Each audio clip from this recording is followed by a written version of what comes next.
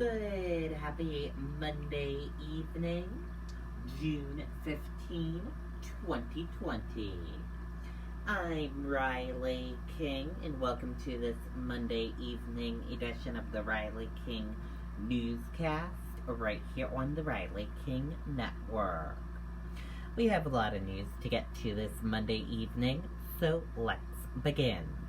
First up, let's take a look at your COVID-19 in New Hampshire, what you need to know information.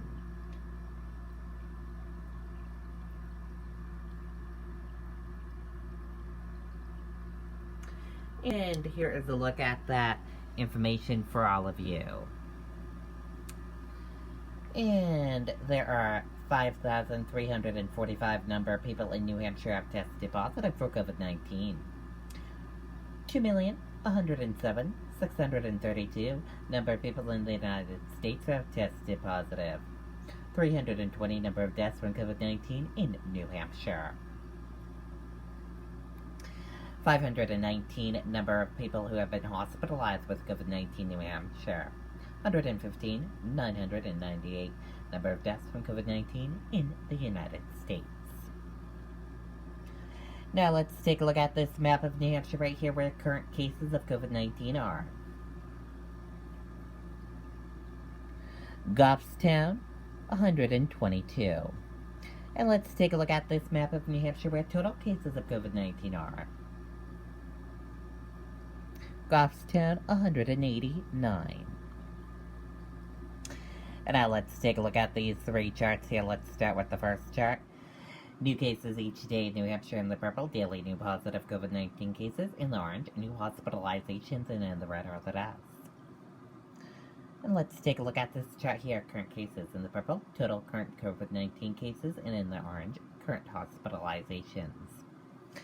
And let's take a look at this chart here, total cases in the purple, total positive COVID-19 cases, and in the orange, total hospitalizations, and the red deaths, and in the blue recovered. And now let's take a look at this chart here, age group of cases, female and male of cases, and risk information. And let's take a look at this chart here, infections, hospitalizations, and deaths. And now let's take a look at this chart here, deaths, percent of New Hampshire population, race/ethnicity of cases, and hospitalizations. And again, your common symptoms: fever, lack of smell, cough, chills, and difficult breathing. How it spreads, and prevention tips. Be sure to stay with the Riley King Network for the latest of your COVID-19 information. Gyms, indoor dining among businesses now allowed to open in New Hampshire. Distancing, hygiene guidelines in place as businesses reopen. Let's take a listen to that video from WMUR News 9, Ray Brewer.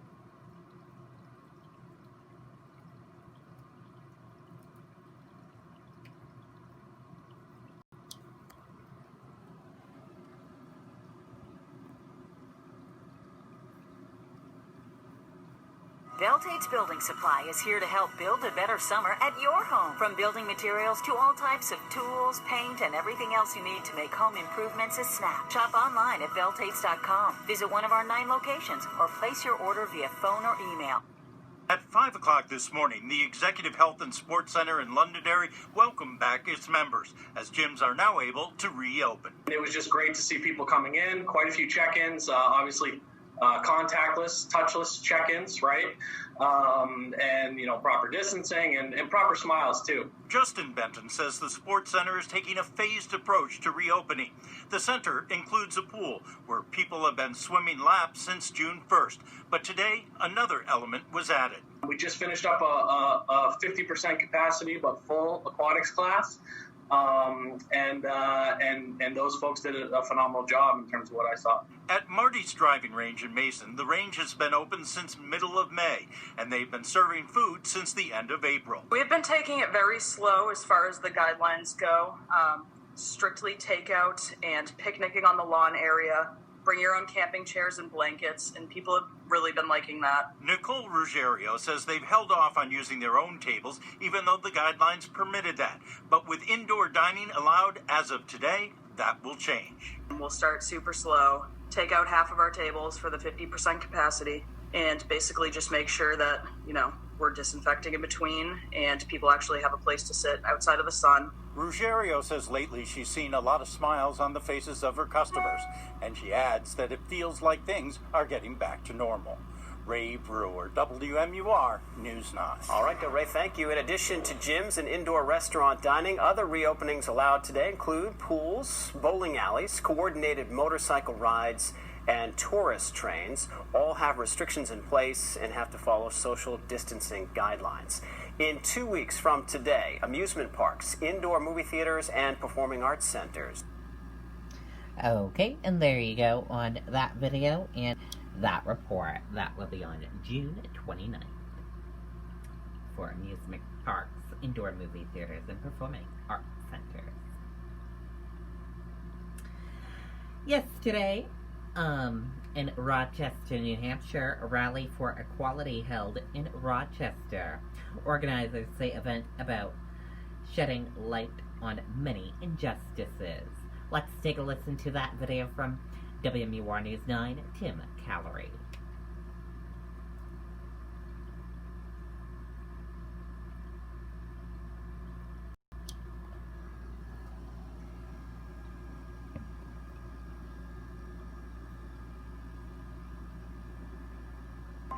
I'm Ken Coloma. It's my job to make sure all the packages that go out today get delivered. More than 100 people showed up to Sunday's rally for equality on Rochester Commons, put on by the local social injustice organization, Allies United for Change. Our country's hurting, and people need a flat platform to talk about their hurt and their pain and their experiences, instead of just trying to put everybody into boxes. We want to listen.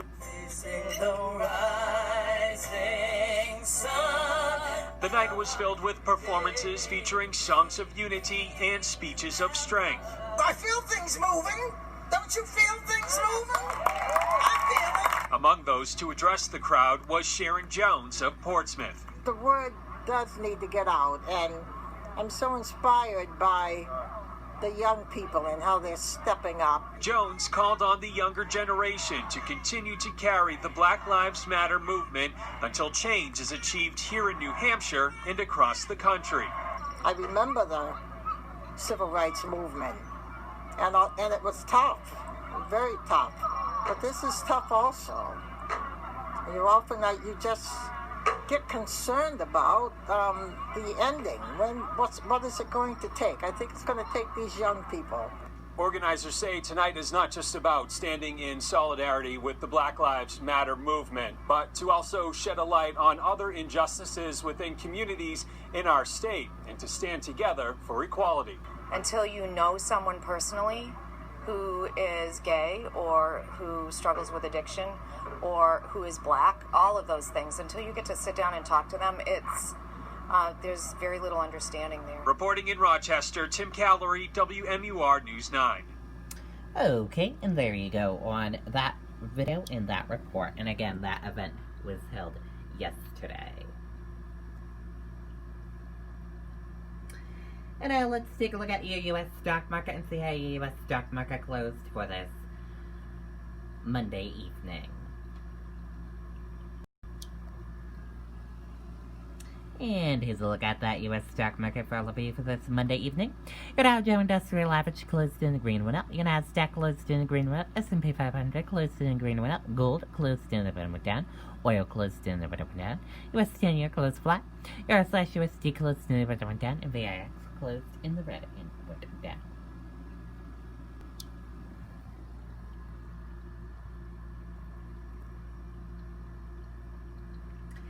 Dow closes 150 points higher as Fed announcement sparks big comeback from massive losses.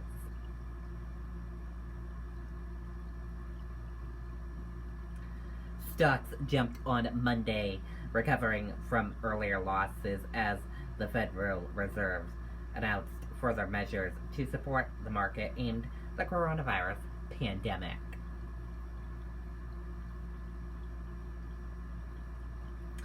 New book claims Melania Trump renegotiated her prenup. Let's take a listen to that video from Good Morning America, ABC News.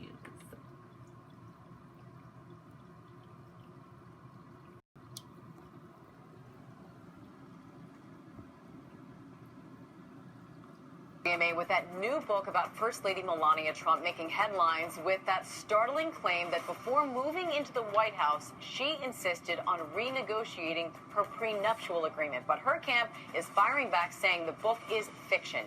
ABC's Kira Phillips has the story. Good morning, Kira. Good morning, Amy. We have talked a lot about President Trump and his best-selling book, The Art of the Deal. Well, according to author Mary Jordan, he's not the only deal maker in the family. Jordan writing, the First Lady is more like the president than it appears, seizing an opportunity and never looking back.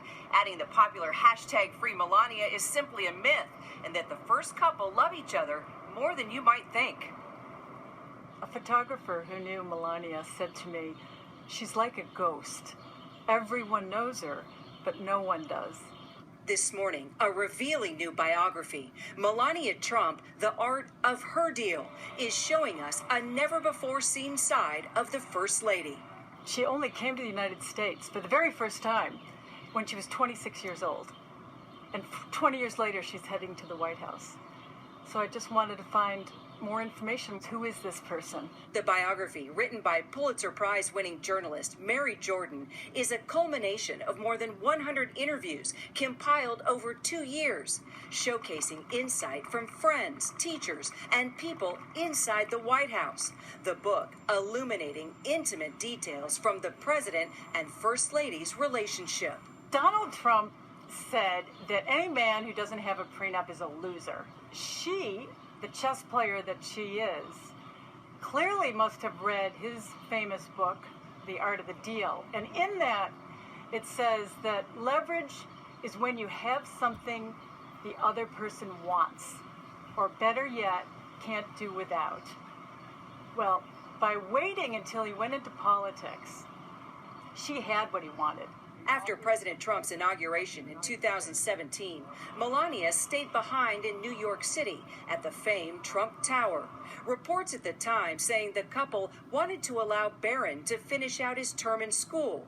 The Art of Her Deal, claiming there was more to it. The main thing that Melania wanted is to make sure that the son that she has with Donald Trump, Barron, his fifth child, gets the same equal share to the older three. The book also painting a picture of Melania helping to make major staffing decisions for the Trump White House. I think a lot of people don't realize how much influence Melania Trump has. Melania reportedly sitting down with Trump's top 3 choices for VP, Newt Gingrich, Chris Christie, and Mike Pence. And her advice, she said, Mike Pence will be content to be number 2. The other 2 will be gunning for your job. He doesn't trust many people, but he trusts her. The First Lady's Chief of Staff, Stephanie Grisham, telling us this is yet another book about Mrs. Trump with false information and sources. This book belongs in the fiction genre. The Art of Her Deal is out tomorrow. Michael? All right, Kira, a lot of people cannot wait to read that regardless. Thank you so much. Well, hey there, GMA. Okay, and there you go on that video and that report. And that does it for this evening edition of the Riley King Newscast right here on the Riley King Network. Have a great rest of your evening. I'll see you back here tomorrow for another broadcast. Good night and bye, everyone.